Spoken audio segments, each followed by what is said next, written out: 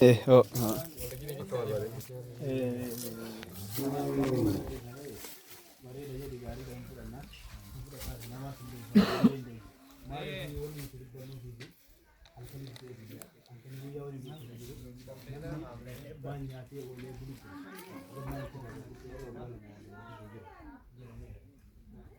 Gaafa isin dalagatiin gaafa asirratti nyaatu asii nagaan dalagatee jiraachuutu hin jiru. Sodaan dalagatee jira.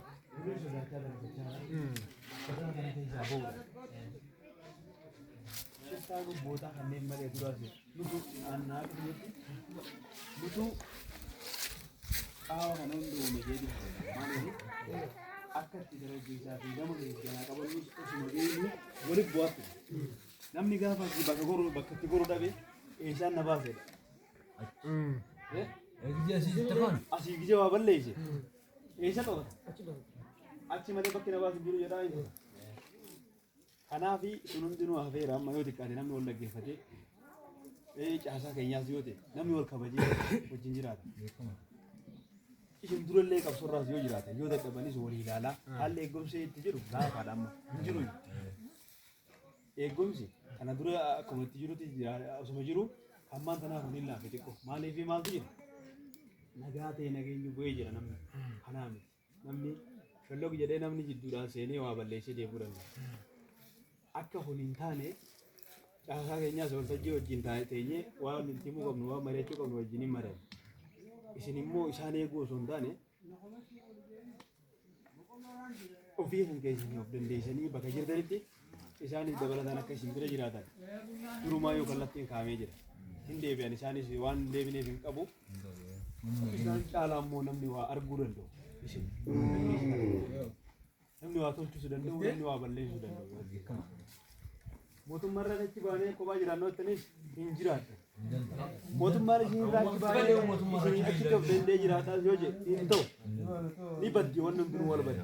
Kanaaf waliin gorree waliin taanee qaama tokko taanee huuboo irraa yoo eegne akka iyyatan eeganii yoo wal eegganne koo wanni badu hin jiru. Waan tolaa malee wanni badanii. Waan tolaa malee wanni badu hin jiru. Kanaaf mootummaanis yaada gaarii isinii qaba. Yoo xiqqaate jarumaa warra dhufee harka kennate gurmeessee namni hojii hojjetaan hojii deebisaan. Warri namni hundeen asii hafte hajjii yoo jiraates bilbila yaamaadha. Natti fidaawwan asii jedhama. Ijoollee beekan dhufee harka kennatee aanan deemu as jira. Leenjiidhaaf leengadda deeman namni muraasni. Maaliif itti amananii dhufanii namni eegatti amanee dhufe as yoo taa'es achi deemee baasii biraa baasuu irraa asuma yoo taa'ee wal galannee hoogganaa keenyaas nama barate dhaloota qubeeti. Wal hubannee asuma haa ta'aniiti isaan haa ta'anii gaafa yaamne immoo leenjiidhaaf haa dhufanii haa ta'anii rakkoon qabatanii walii gallee asumatti namni dhufee gayyaartii isaatiin adda bulee jiru. Gaafa guyyaa Mahammad asitti Mahammad dhufee isaa kennate irraa kaasee deemboo galii yaartee bira bulee guyyaa lama sadii turee harawaa caarawaachee dhufee nu balleesse mootummaa kanatti namni ijoolleen hundi ol ga'anii. Dubatii qabaa nuti akkatti isin hubannee nu dhooyitanii hojjeessan nu fakkaatteedha. Kanaaf namni jaalatee gara isin deemu gizee erge achi as deebi'a. Kanaaf osuma waan fedhellee ta'e mootummaa bakka muudu nama dhuunfaa fiitiif keessa fi furdifachuu deemu wajjin jireenya mataa fi hojjetana balleessuun inuma barbaachisu. Buqqee yeroo lafa dhiitee faarri isaanii tolche. Kanaan booda sirreeffannullee waan balleessinullee of agarree waan ta'eef isinilleen akkuma nuti isinit dubbachaa jirru kana akkuma isinii wajjin haasoo jirru kana gaafa nam tokko isin lole qaama mootummaa keessa nam tokko gaafa isin lole nama santu isin lole malee mootummaan isin lole ani yoo dhiifin isin waraana guutuun. anamma nama tokko hojii wal lolee nama tokko hojii isin hojii wal bu'e anaatu isin hojii wal lole malee mootummaadhaan mootummaa fi nama hawaasa kana hedduu ta'e namni addaan nama dhorku jirus ni jira. Kana ammoo yaadaan hubattanii akka namni gijee isii lafatti isin dhiite gara gaaraan dheessin gara mootummaa dheessaadha waan akkanaa jedha himadha. Qaamni seeraa hojjettoonni mootummaatis ta'e namni yoo isin bu'u jiraate seerri ni jira hundaafuu qixa. Kanaaf waan gaara tol dheessitanii isin qabdanii misoomni nageenyi gidee jiru misoomnis ni jira. Namni nyaatee bulu waraanni hamaa inni beeku qoonqota. Mukaas yoo horte fira biraas yoo dheete yoo achis hin jiraanne bakka takka si jala nafu.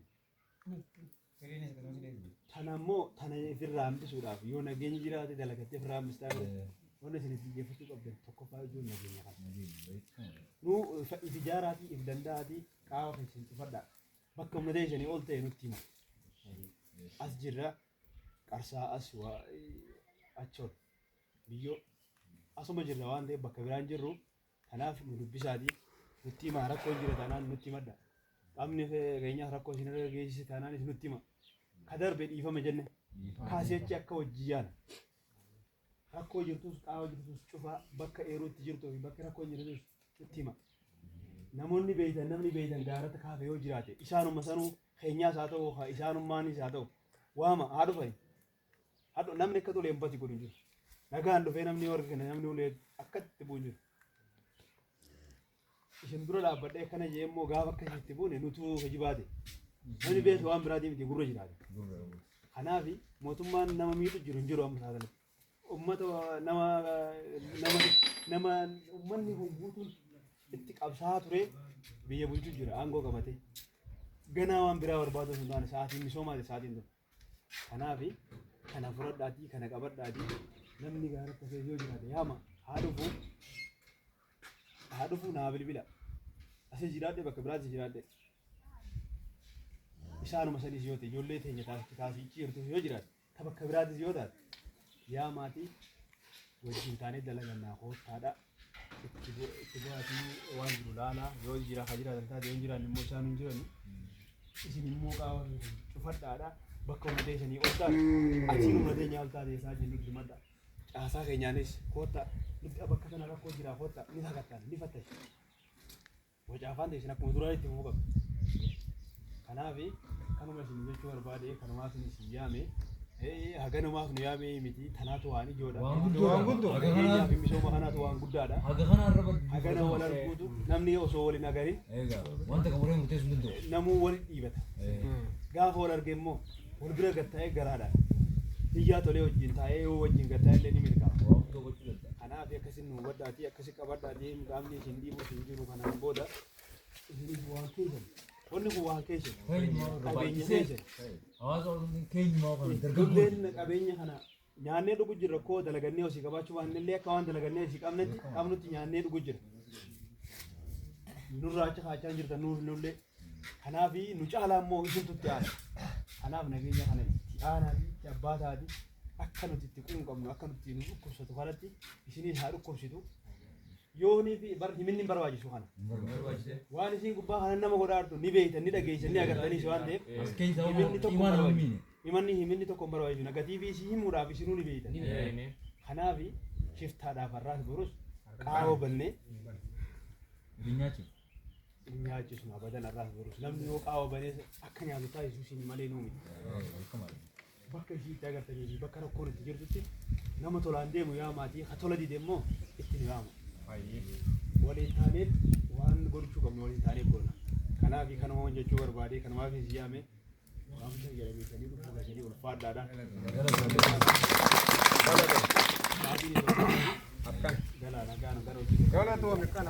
Gaana malaa.